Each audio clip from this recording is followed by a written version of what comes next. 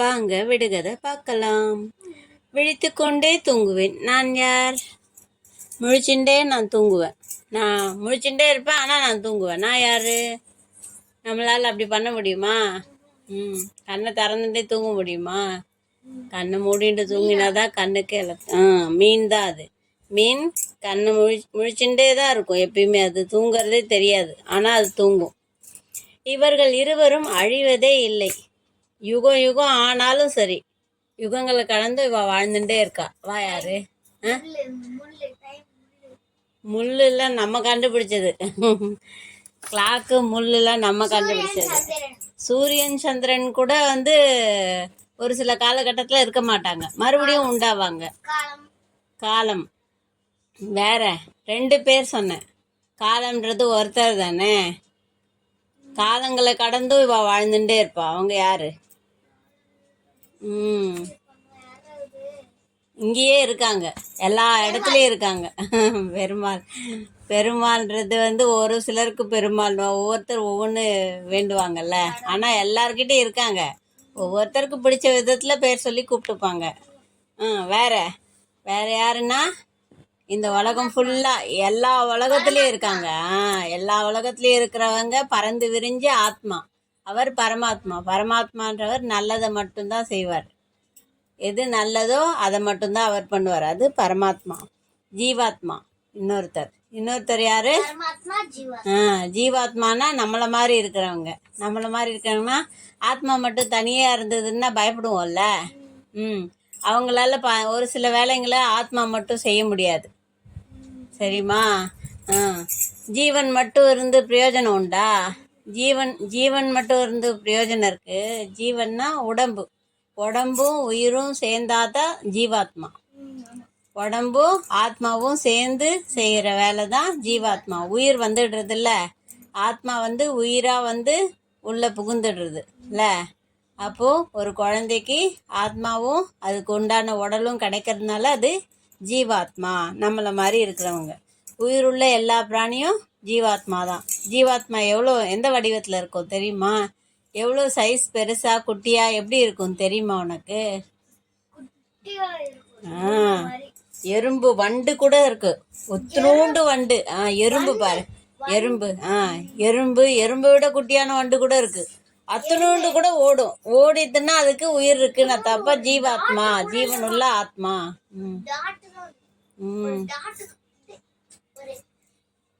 உடம்புல நம்ம மனுஷங்க தான் இருக்கிறதுலே கிரேட்டு, தெரியுமா?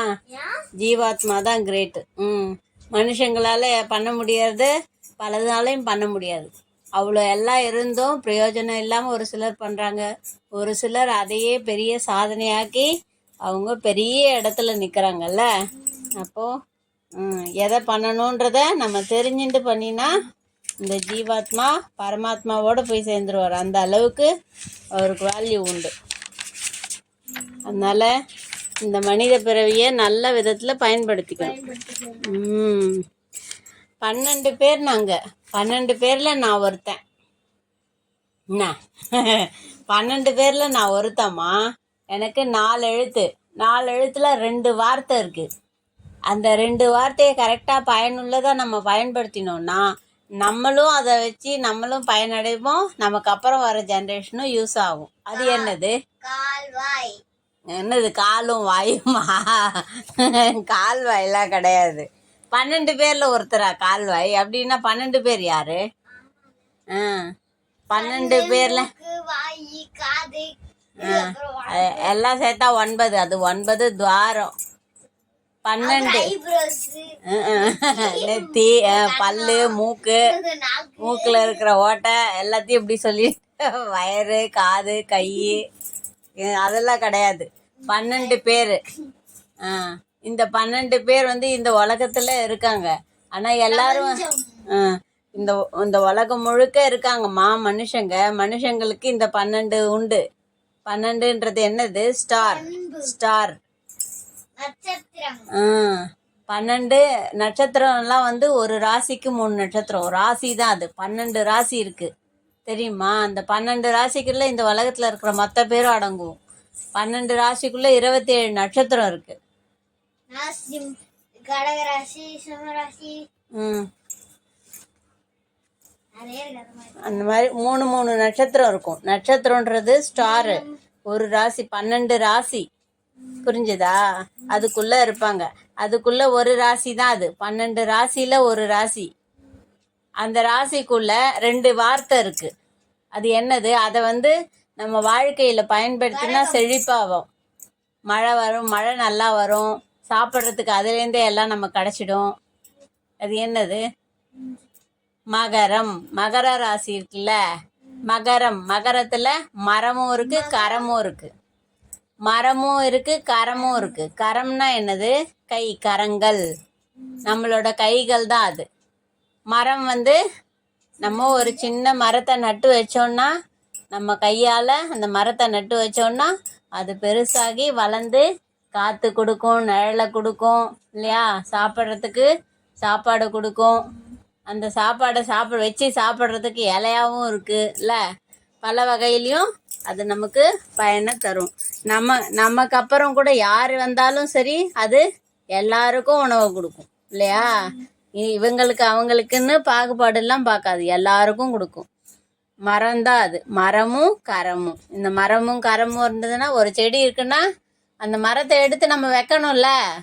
ஒரு மரம் வேரோடு இருக்கு, வாங்கி வச்சுட்டு அது ஓரமாக வச்சு பிரயோஜனம் இல்லை. பிரயோஜனப்படுமா?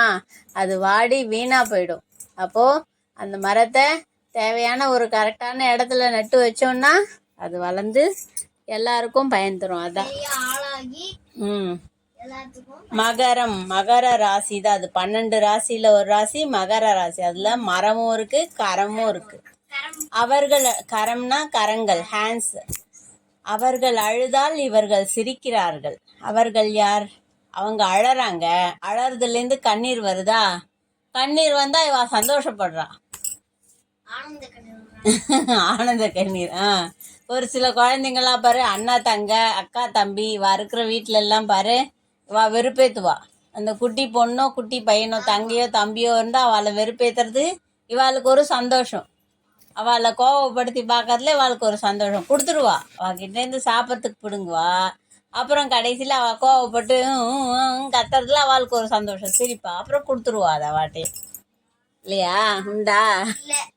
உண்டு உண்டு. உண்மை ஒத்துக்க கஷ்டமா தான் இருக்கும், ஆனால் உண்மைதான். சரி, என்னது சொல்லு பார்க்கலாம். யார் அது? அவங்க அழுதால். யார் அது? அவங்க அழுதான்னா கண்ணீர் விட்டா அந்த கண்ணீரை பார்த்து எல்லாரும் சந்தோஷப்படுறோம். ஏன்னா அவங்களுக்கு தேவையெல்லாம் பூர்த்தியாருது. யார் அது?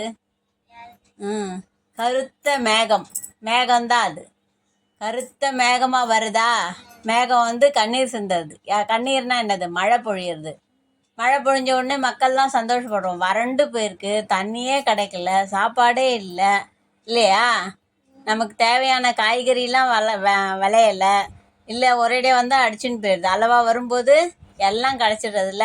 வறண்டு இருக்கும்போது மழை வந்ததுன்னா நமக்கு எல்லாம் கிடைக்கிறதா? அப்போது சந்தோஷமாக இருக்கோமா? மக்கள் எல்லாரும் சந்தோஷப்படுறோம். மேகம் கண்ணீராக மழையை சிந்துறது. அந்த மழையினால நம்ம எல்லாரும் சௌக்கியமாக இருக்கும். எல்லாத்தையும் சாப்பிட்றதுக்கு உணவுலேருந்து எல்லாம் கிடைக்கிறது இல்லை? தண்ணி எல்லாத்துக்கும் நமக்கு பயன்படுறது. தண்ணி இல்லைன்னா கஷ்டம். மேகங்கள். மேகங்கள் அழறது மேகம். கண்ணீர் விடுறதுனால மழையாக வருது. அதை பார்த்து மக்கள் எல்லாம் சந்தோஷமாக பயன்படுத்திக்கிறோம், அதை உபயோகிச்சுக்கிறோம். ஒரு முறை வெளிவந்தால் மறுபடியும் அந்த இடத்துக்கு போக முடியாது. அது எந்த இடம்? ஒரு முறை அந்த இடத்துலேருந்து வெளியில் வந்துட்டோம்னா மறுபடியும் அதுக்குள்ளே நம்ம போக மாட்டோம். அது எந்த இடம்? நரகமா? அதுக்கு தான் போயிட்டு வந்துட்டுருக்கோமே. பூமியிலையும் வந்துட்டுருக்கோம். மேலோகத்துக்கு போனால் அங்கே கணக்கு போட்டால் தெரியும் என்னென்ன நடத்தணும்னு. நரகம்லாம் இல்லைம்மா, வேற. இந்த இடத்துக்கு போனால் இது பூமியில் தான் நடக்கும். சைனா கிடையாது. நான் சொல்கிறத புரிஞ்சிக்கோ. இந்த ஒரு சின்ன அறை மாது, அந்த அறைக்குள்ளேயே நம்ம சாப்பிடுவோம், தூங்குவோம், பாத்ரூம் போவோம், எல்லாம் அதுக்குள்ளேயே நடக்கும். அந்த அளவுக்குலாம் இருக்காது வச்சுக்கோ, ஓரளவு வரும். அதெல்லாம் மற்றதெல்லாம் அவங்க பார்த்துப்பாங்க. சரி, இதெல்லாம் நடக்கும்.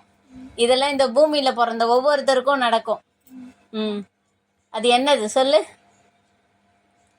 இவங்க இல்லாமல் இவங்க பிறக்கவே முடியாது. இவங்க 2 பேர் இருக்காங்க. உடம்பு ஜீவாத்மா. அதெல்லாம் கிடையாது. இவங்க 2 பேர் இல்லாமல் பிறக்கவே முடியாது. உயிரா? ம். குழந்தை எங்கேருந்து வருது? குழந்தை பிறக்கிறதா? ம். அம்மா. அம்மாவோட வயத்துலேருந்து வருது இல்லை? அது என்ன கருவறை, தாயோட கருவறை தான் அது. கருவறைன்னா அவங்க வயிற்றுக்குள்ளேயே வளர்ந்து வருது இல்லை? குட்டியாக இருந்து அதுக்கப்புறம் அது வளர்ந்து அதுக்கு உயிர் வந்து அது கொஞ்சமாக வளர்ந்து பெருசாகி வருதா? 10 மாதம் கழித்து வருது இல்லை? தாயோட கருவறை. மறுபடியும் அதுக்குள்ளே போய் நீ உள்ளே போக முடியுமா? யாரும் அவள் அம்மா வயிற்றுக்குள்ளெல்லாம் போக முடியாது. ஒரு வாட்டி வெளியில் வந்தால் வெளியில் வந்தது தான். தாயின் கருவறை தான் அது. புரியுறதா? தாயும் தந்தையும் இருக்கிறதுனால இந்த பூமியில் எல்லாம் அப்படியே கூடி கூடி மக்கள் எவ்வளோ பேர் இருக்கோம்ல. ஜாலியாக இருக்கும், சந்தோஷமாக இருக்கும், வேண்டியதெல்லாம் அனுபவிக்கிறோம். எவ்வளோ கண்டுபிடிச்சிருக்காங்க, எல்லாத்தையும் யூஸ் பண்ணுறோம். ஃபர்ஸ்ட் வந்தவங்க. சரியா? தாயின் கருவறை தான் அது. இதோட விடுகதையை முடிச்சுக்கலாம். மறுபடியும் பார்க்கலாம். நெக்ஸ்ட் வீடியோல பார்க்கலாம். பாய். இஷ்கியூ ஆல்.